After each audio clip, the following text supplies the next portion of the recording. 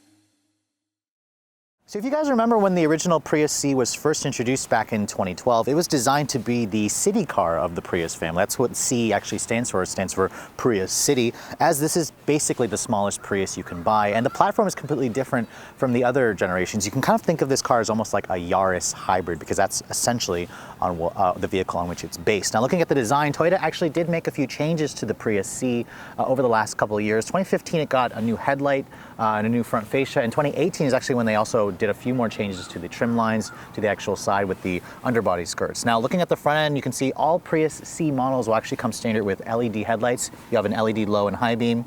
You have an LED daytime running light, which is only basically just the headlight, incandescent turn signals. If you guys went for the higher trim 4, you also have an LED fog light. This 3 model, as you can see, obviously doesn't have that. I think it's definitely a cute looking little city car. It definitely has that bubbly look that some people really like. I do like some of the updates they made with the slightly more aggressive front fascia, the mesh finish grille. You have that blue Toyota emblem. And as you can also see, this emblem here doesn't house the radar sensor. This does come with Toyota's Safety Sense C, but there's no adaptive cruise control. All you have is the forward collision warning, the lane departure warning, so it's all passive. It does have automatic braking, but remember, this is supposed to be the least expensive member of the Prius family. So at the side profile of the Prius C, I want to first talk about the wheels. These are basically the standard 15-inch wheels wrapped in 175/65 series tires. These are pretty small tires. It kind of reminds you of its subcompact roots.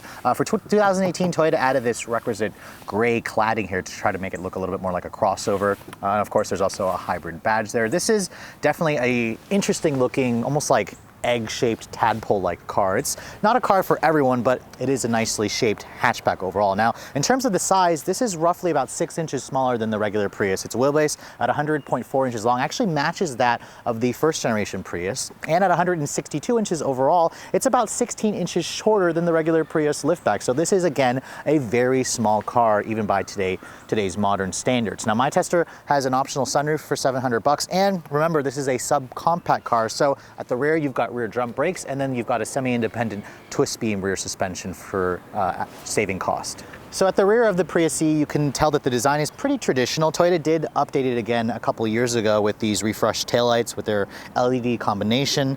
You have a slightly different rear fascia with this bumper and the black cladding. There's actually an exhaust, a little tiny one, hidden underneath the bumper. No chrome exhaust tip. I wasn't really expecting that. Now, opening up the liftgate, you can see the Prius C only comes in a hatchback, and I'm sad to report that it is very small. Remember, this is a teeny tiny car, and you're only looking at around 17 cubic feet of space. If you fold down the seats, Toyota didn't actually provide any numbers when it's actually fully folded down, but if you look underneath here, Toyota does give you temporary spare tires, so you don't have to deal with a fix-a-flat kit. So moving on to the interior of the Prius C, I want to first talk about the key fob. This is the older Toyota key fob that you guys have seen on some of the older products. Surprised to see that it has intelligent access key. You get this on the Prius 3 trims and up. which is again not available on the lower trims. Now as you approach the door, you can see all the other Toyotas are similar to this. You have a little area here where you can touch your finger there, that locks the door. To unlock it, there's a sensor on the back of the handle. Just touch it and that will unlock the door for you. Now, looking at the inside of the 2018 Prius C, you can see it's got cloth seats with manual adjustment. It doesn't have a leather wrapped wheel, and it just reminds me a lot of a Toyota from maybe 10 years ago. It's definitely very dated in terms of the switchgear, in terms of the overall look. A lot of the other Toyota products have definitely just stepped up their game, and this is clearly, you can see, is not one of them. Now, getting inside, it actually feels really low when you get into this vehicle, surprisingly. It feels lower than the regular Prius, which is strange, and then when you shut the door, it sounds definitely very tinny. The whole structure just kind of shakes whenever you close the door. So again, inexpensive car that dates back to a few years ago. Now, to start the vehicle up, all you have to do is just keep the key fob in here, put your foot on the brake, push the power button here to turn everything on. That beep is definitely a very chitsy sounding beep. That screen is very small. You have a 6.1 inch N-Tune display here, which is again the older Toyota system.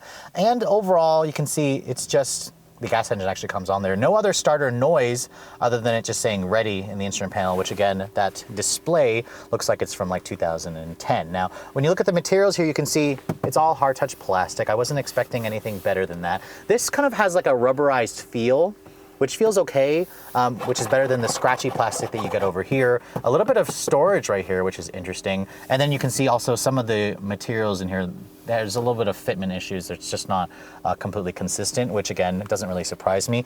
It's all hard touch plastic on the door panels here. You have a chrome accented door handle. Surprisingly, the window is one touch express up down on the driver's side. So that was nice. You have this piano black plastic trim, a little grab handle here. It is slightly padded right here where your elbow would rest, which is good. Down here, it's all more hard touch plastic. A few more buttons here for your dimmer switch, your mirror controls, the lane departure alert, forward collision alert with automatic braking. The steering wheel, I really dislike the material they use on the steering wheel here. It just literally feels like the same steering wheel material they put on like a 2007 Yaris when that first came out. The buttons here on the steering wheel, they feel okay. Actually, I don't mind the way they feel. The steering wheel itself is from the old Prius. You have the old cruise control stocks here. You have the, older infotainment system here, more piano black plastic, a little bit of storage there. Your USB and your aux port is actually over there. Now, when you put the vehicle into reverse, you can see there's actually a backup camera, which is great. It's standard. It only has basically just distance markers, no trajectory. It's a very basic, rudimentary backup camera. Wasn't really expecting anything more than that. Going to the home screen here, you can see you can customize this on how you'd like it to look. There is actually embedded navigation that's included on the 3, which is nice. Apps takes you to basically your audio or your sources. There's no Apple CarPlay, of course. This is the older system, and it's also a very small screen. This is the largest screen you can get. You have single zone automatic climate control, which I guess is nice. You have 2 cup holders here, good storage there. This controls the CVT transmission. It does have a braking mode, no manual mode, wasn't expecting that. You have more buttons down here, which are buried with a conventional handbrake. You have an eco mode, EV mode, your traction control off light, a little bit more storage over here. And then this armrest here is included on the 2 models and up, which is a little bit on the flimsier side. It's a little bit on the smaller side as well. And then you also get a glove compartment here, which is a little damped, slightly damped, but it's actually a good size. You can see the owner's manual here is massive. The seats, they are not the most comfortable. They feel very flat. The material is a little bit on the scratchier side. If you guys want the soft text leatherette, it is available on the Prius 4. Which is nice. This sunroof is a $700 option, which surprised me actually. I'm glad to find a sunroof, and the car just feels very narrow and small. The dash is surprisingly high, so visibility could be improved a little bit. They could just shrink this dash, which is really surprising me. But overall, it's an interior that you'll kind of get into and know how to use. But Toyota has really stepped up their game on a lot of their new products, and I would like to see them do that on this vehicle as well if they decide to continue it.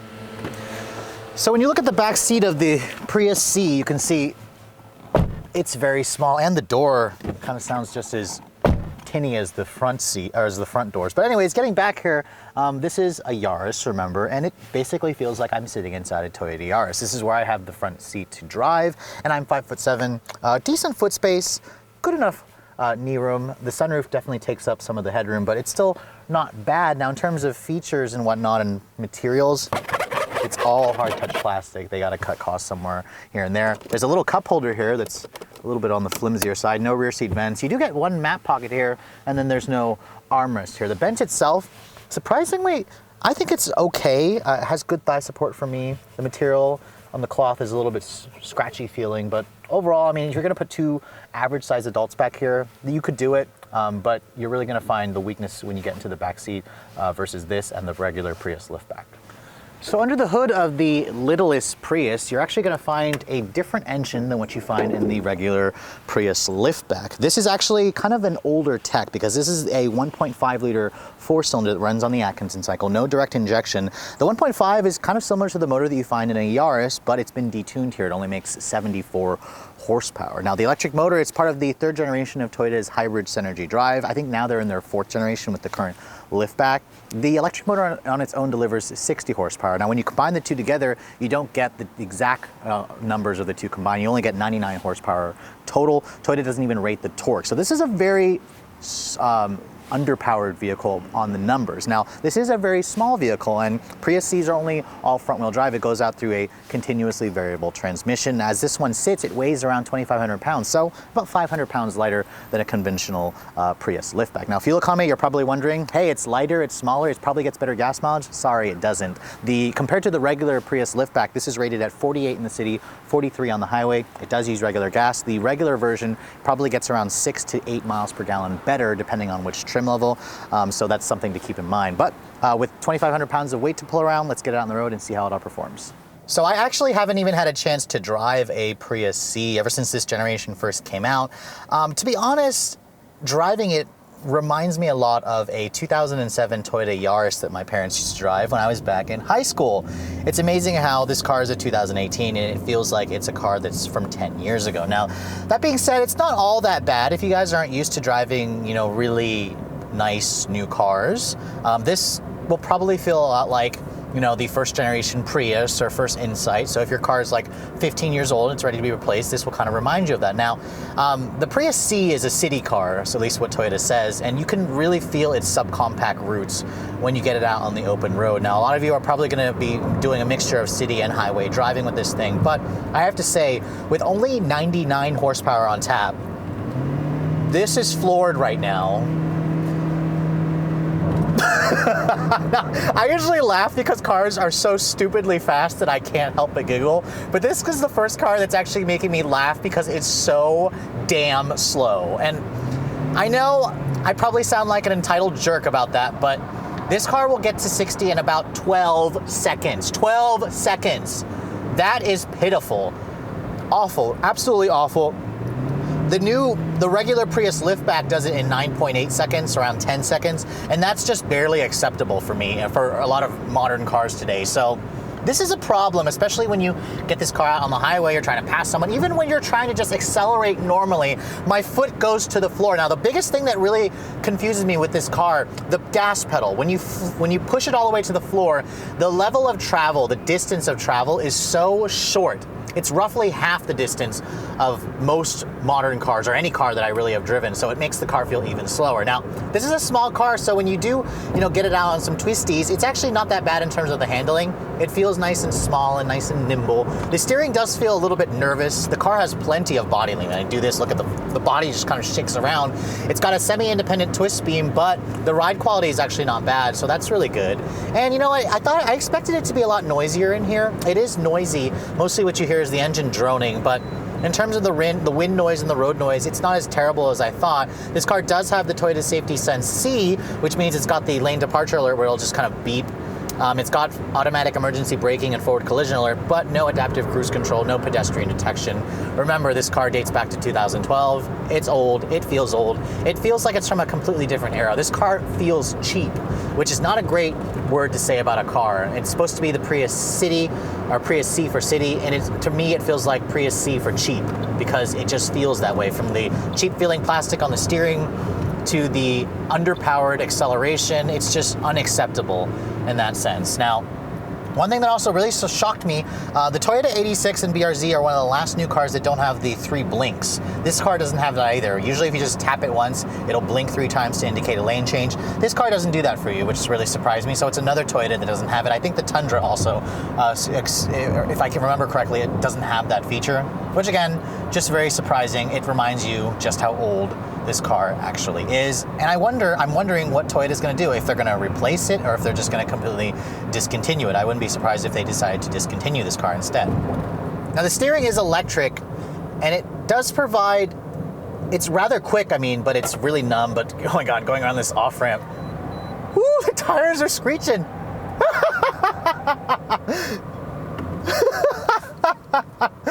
Okay, so it's kind of fun in that regard because the tires are so easy to screech. But yeah, the car just feels nervous. This is not something that you would go, it's a commuter car, it's for the city. But most people who buy these definitely won't be pushing it the way I am, but because I drive so many cars, I always like to test them and see what they're capable of. The limits are low for this car. If you drive it at basically 5/10, it'll feel fine, but anytime you ask for more than that, the limits of this car are just everly so apparent so quickly. And this to me is a throwback. It's an interesting throwback. Now let's try another full throttle acceleration run here, if you can call it that. Floored. Come on, there's traffic coming. Still floored. Still floored. Floored. There's 60 right there. Oh my God, that is so hilariously slow. Oh, okay, so the car's slow. I've said that way too many times, but how's the fuel economy? Well, despite my lead foot, and I mean, let's be honest here, you always have to be heavy on the throttle to get this thing to just drive normally in traffic, especially with fast-moving traffic. You guys live in big cities like DC. I've actually, right off the bat, just from driving like a jerk like this, 36 mpg. Not bad, but it's 10 mpg off, the actual number. I did notice here when I was going through the trip computer, it was saying 46 mpg, after 700 miles. So that's not bad. If you guys are a little more patient, which I'm not, I will admit that, you should be able to get better mpg, but I will say that the new Honda Insight could easily, beat this. I had that vehicle for a week and it easily broke 40 and even hit 50 mpg, and it had much more appropriate acceleration, like 0 to 68.5 seconds. So there are much better hybrids available for not much more money. So you have to really like the small size of this car. You really have to love the Prius nameplate to choose the C. And you need to live in an environment that requires you to have a very small car like this, because it is easy to drive, it is easy to park, and that can be a really good selling feature. But just know that in terms of, if you're gonna be taking this out on the highway, you're gonna put people in it, you're gonna put stuff in it, you want something that's a little more comfortable, Toyota's own Prius liftback is still a much better option than the C. So when the first Prius C came out back in 2012, times were just different. Everyone was kind of looking for cheap wheels because gas prices were so incredibly unstable. However, in the last few years, gas prices have really stabilized. They're on the lower end depending on where you live. And really times have changed. Unfortunately for the Prius C, I don't think it's changed quite enough to kind of justify, being in the market, especially for the price that Toyota is asking for. Now, as you guys saw from the review, it's still a relatively fine commuter car. It's easy to drive, it's easy to park, it's easy to see out of, it's inexpensive to own, to buy and operate, but from its very cheap interior to the lackluster tech, to the kind of primitive, not really primitive, but just kind of basic feel of the car, it kind of reminds me more of a Prius Cheap as opposed to a Prius City. And what I would like Toyota to do is try to make this car feel more like a Prius City, to where it doesn't feel like you've bought an inexpensive car. And that is kind of where the Prius C kind of falls short. And really, the car that's made me kind of not like this car as much as I used to is the new Honda Insight. For just $2,000 more, you can get a car that's considerably better in every way. It gets better gas mileage, is more practical, is better looking, and Toyota really needs to step their game up if they want to continue, offering this vehicle. With all that said, sales have been relatively okay. When the car first came out, Toyota moved around 40,000 units every year. They are starting to tank. In fact, for 2019, Toyota has simplified the trim levels, and they're only offering an L, a base L, or an LE. So the two higher trims like this one have have actually been discontinued. So with all that said, if you guys are looking to purchase one of these vehicles, what's it going to cost? Well, the 2018 Prius C, the least expensive version, starts at $20,650. It basically goes up in $1,000 increments. This one starts at just under $24,000, add $700 for that sunroof, and you're looking at, $24,400, which again, it's a very inexpensive car. It's literally about $12,000 less than the average new car transaction price in 2018. So if you're looking for cheap wheels that gets good gas mileage, this one's definitely worth a look. Just keep in mind that a lot of other hybrids are not much more money, and they may actually suit your life a little bit better. But I hope you guys have enjoyed my full overview on this 2018 Toyota Prius C3. If you're also looking to see the latest cars I'm testing, make sure you follow me on Instagram at redline_reviews, like us on Facebook, and as always guys, please keep subscribing to the Redline Reviews YouTube channel for all the latest reviews. Thank you so much for watching. I'll catch you all in the next video.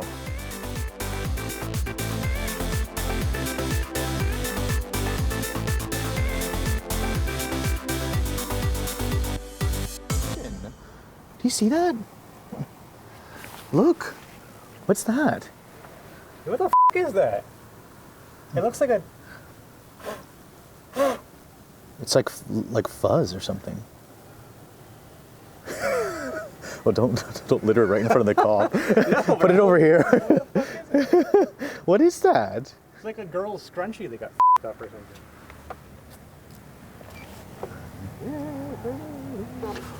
I thought you were saying ew about the engine.